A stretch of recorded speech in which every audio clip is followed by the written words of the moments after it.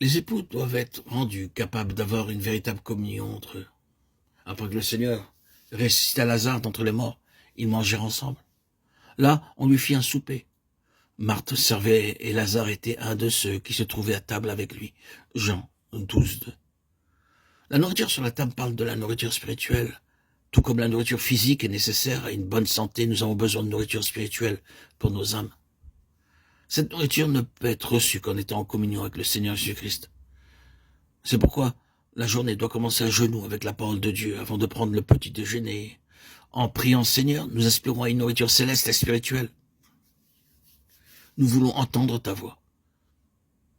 S'il te plaît, parle-nous à tous les deux.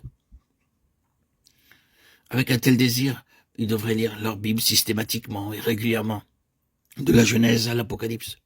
C'est ainsi que la parole de Dieu devient leur nourriture spirituelle quotidienne.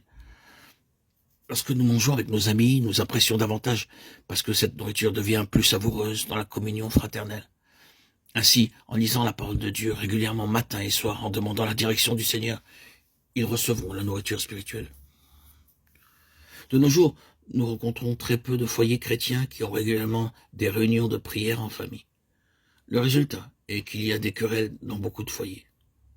Au début, ils se querellent une fois par semaine, secrètement.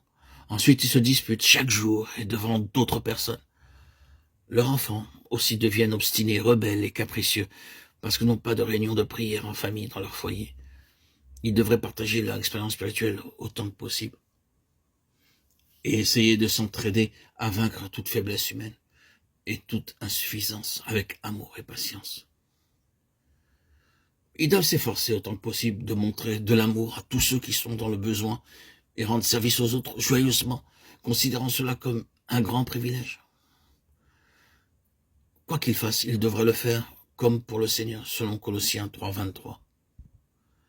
Lorsque le Seigneur Jésus-Christ et Lazare mangeaient ensemble, Marthe servait joyeusement. Dans Luc 10:40, nous trouvons qu'elle était remplie de murmures, de plaintes, de colère et de jalousie. Mais après, elle fut transformée. Des maris parlent ainsi de leur femme. Ma femme travaille très dur, elle est propre, intelligente et active, mais elle a un très mauvais caractère. Quand elle se met en colère, tout le monde tremble à la maison. Pour une vie conjugale heureuse, le mari aussi bien que l'épouse doivent servir les autres joyeusement, gaiement et volontairement. Les cœurs doivent être libérés de la jalousie, de la haine, de la colère et des murmures. Un foyer chrétien est un foyer de service pour les pauvres, les gens nécessiteux et les malades. C'est un foyer d'amour où tous sont servis de la même façon.